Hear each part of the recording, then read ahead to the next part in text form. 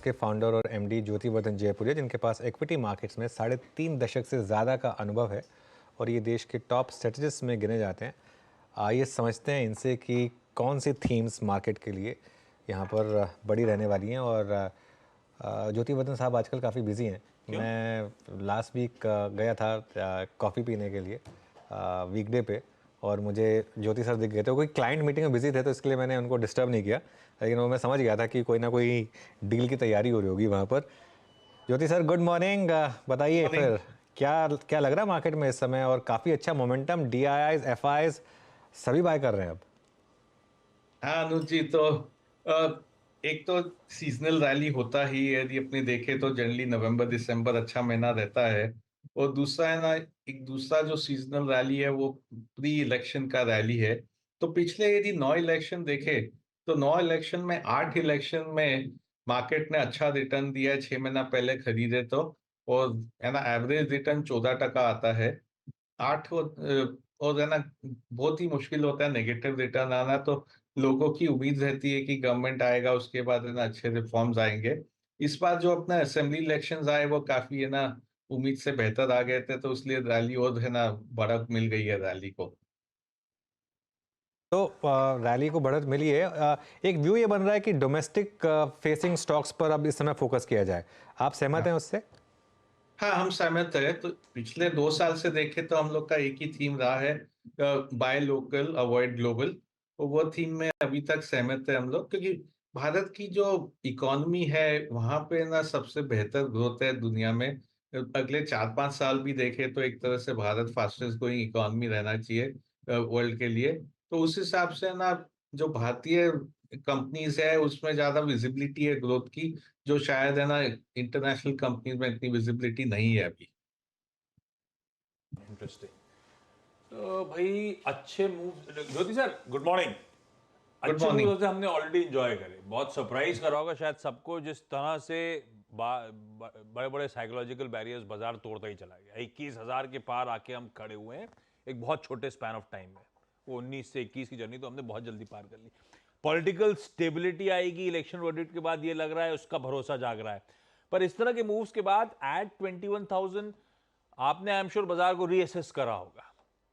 Historically आप कह रहे हो 14% के आसपास की औसतन प्री इलेक्शन रैली आती है, उस लिहाज से तो दमखम अभी भी नजर आता है। लेकिन एट 21,000 आप लोग का रीअसेसमेंट क्या कह रहा है बाजार को लेकर? कितने कंफर्ट में अभी भी हम हैं? तो देखिए, वैल्यूएशन सस्ते नहीं रहे, वैल्यूएशन अब महंगे हैं। और जब भी वैल्यूएशन महंगे रहते हैं उसका मतलब कि अगले 6 महीने में शायद रिटर्न ज्यादा नहीं आएगा। एक तरह से टाइम करेक्शन आ सकता है जिससे वैल्यूएशन थोड़े लाइन में आ जावे। दूसरा जो है ना बाजार में दिक्कत है वो है ग्लोब का, कि फेड का क्या रुखैया रहेगा। अभी तो सब लोग सोच रहे हैं कि फेड जल्दी से ना ब्याज कम कर देंगे अगले साल। पर हम लोग का जो अनुमान है मेरे हिसाब से अगले 4-6 महीने में ब्याज कम नहीं होएगा। उनका है ना यही टोन रहेगा कि ब्याज अब बढ़ेगा नहीं, इन्फ्लेशन कम आ रहा है, पर हम लोग वेट एंड वॉच पे है। तो शायद है ना इंटरेस्ट रेट वैसे ही रहेंगे। तो एक बार कहीं पे मार्केट थोड़ा सा उस हिसाब से प्राइस करेक्शन भी दे सकता है और एक टाइम करेक्शन दे सकता है, जो अच्छा रहे बाजार के लिए। क्योंकि है ना एक जो रिटर्न आया है वो अब्जॉर्ब हो जावे, जो वैल्यूएशन महंगे हो गए हैं वो टाइम करेक्शन के साथ थोड़े है ना सस्ते हो जावे, तो अच्छा रहे कि अगले लेग ऑफ रैली के लिए वो तैयार हो जावे बाजार। ये इंटरेस्टिंग। तो भाई 4-6 महीने आप लॉजिकली एक्सपेक्ट मत करो कि फेड अपने दरों में कटौती की शुरुआत करने जा रहा है। और बाजार क्या फैक्टर इन कर रहा है, खासतौर पे अमेरिका के क्या, फिर उसका मतलब हम सब डाइजेस्ट यही कर रहे हैं कि अब वो धीरे धीरे एक्सपेक्टेशन चढ़ चढ़ के आ गई है मार्च में कि शायद ब्याज दरों में कटौती की शुरुआत हो जाएगी। वो एक्सपेक्टेशन बिल्ड अप हो गई हैं। तो ये बाजार के लिए थोड़ा सा डिसअपॉइंटमेंट हो सकता है, और शायद price wise time wise correction.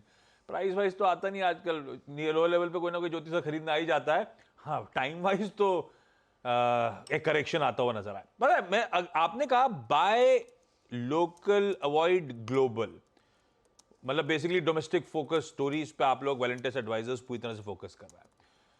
मेरा जहन में सवाल था, क्या खरीदना उस पे आऊं उससे पहले क्या अवॉइड कर रहे हो आप उस पे? तो अवॉइड बेसिकली ये ग्लोबल थीम्स ही हैं जिनको अवॉइड कर रहे हो, या कुछ और भी? और ग्लोबल थीम से क्या मतलब, बेसिकली आईटी, फार्मास्यूटिकल्स, ये पॉकेट अवॉइड कर रहे हो आप लोग क्या?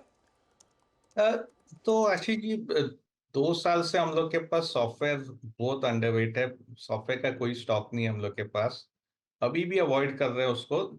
हालांकि है ना, अब हम लोग के स्क्रीन में आ रहा है कि काफी अंडर परफॉर्म कर गया है सॉफ्टवेयर, तो यहाँ कुछ पॉजिटिव हो सकता है क्या।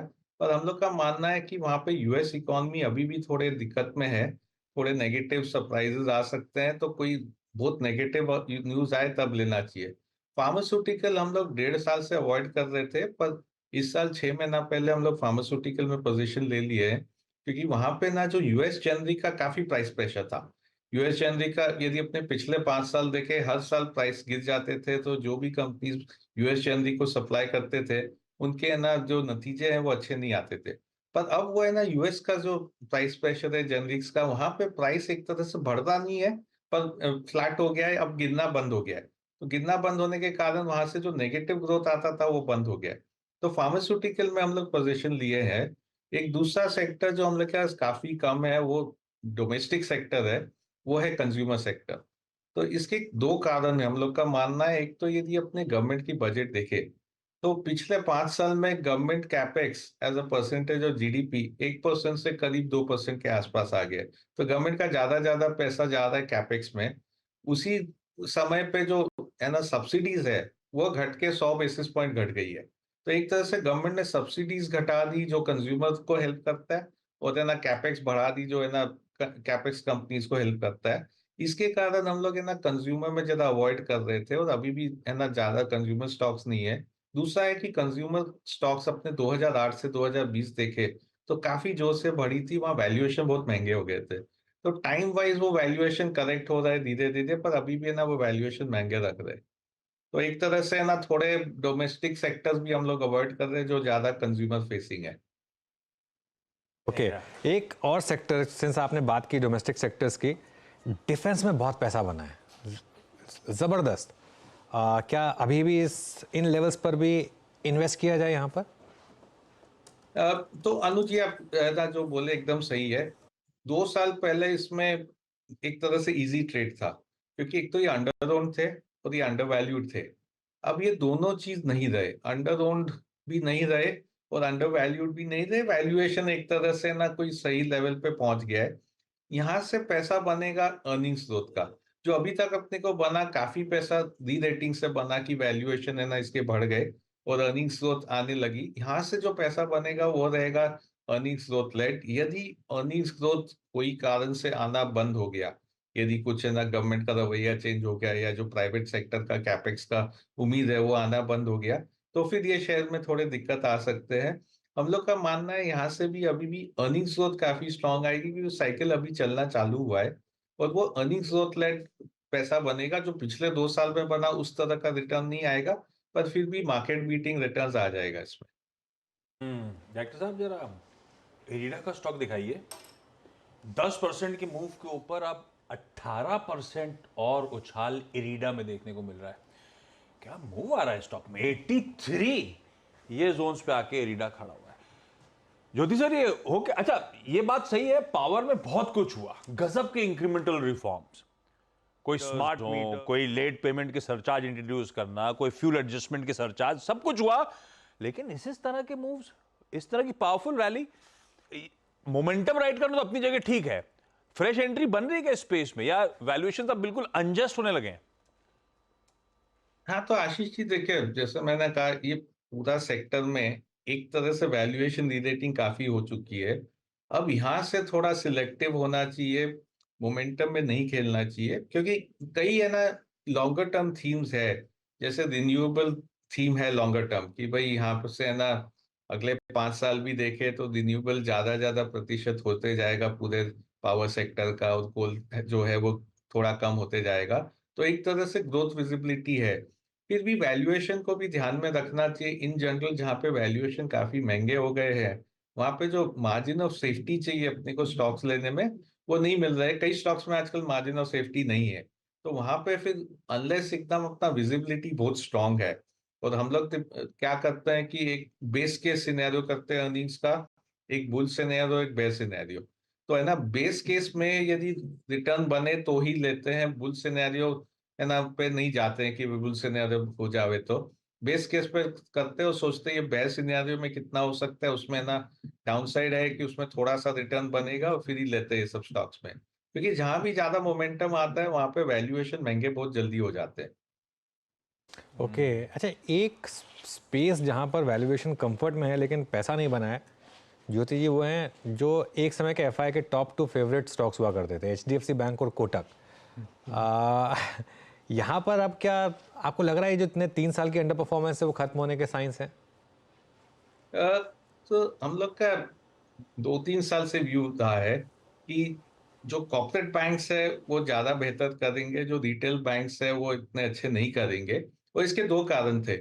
एक तो ना जो वैल्यूएशन डिफरेंशियल था वो काफी था। एक तरह से जो रिटेल बैंक्स थे वो 3.5-4 टाइम बुक पे ट्रेड कर रहे थे, जो कॉर्पोरेट बैंक्स थे वो 1.5 टाइम बुक पे ट्रेड कर रहे थे।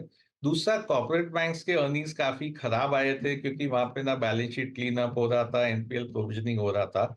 और अब वो एनपीएल प्रोविजनिंग खत्म हो गए थे, तो उनके अच्छे आएंगे नतीजे। तो ये दोनों अभी देखे तो ये ट्रेंड प्ले आउट हो गया एक तरह से।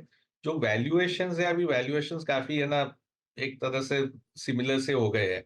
अ, अभी भी हम लोग तो एक कॉर्पोरेट बैंक्स पे ही खेल रहे हैं। कॉर्पोरेट बैंक्स में जो फ्रंट लाइन है वहां पे वैल्यूएशन है ना काफी है ना सिमिलर से हो गए हैं, पर काफी प्राइवेट सेक्टर में भी छोटे छोटे बैंक्स है जहाँ पे वैल्यूएशन डिफरेंशियल काफी है। तो अभी तक हम लोग के तो इंक्लिनेशन है कॉर्पोरेट बैंक्स ही लेने का।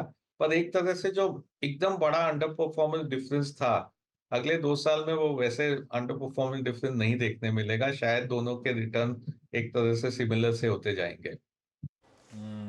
इंटरेस्टिंग। ठीक है, और ये देखा भी कॉर्पोरेट फेसिंग जो थे लेंडर्स, कोई आईसीआईसीआई, कोई एक्सिस बढ़िया कैचअप प्ले करते हुए नजर आए। रिटेल फेसिंग कोई कोटक, कोई एचडीएफसी बैंक पस्त पड़े। ये कहानी थी।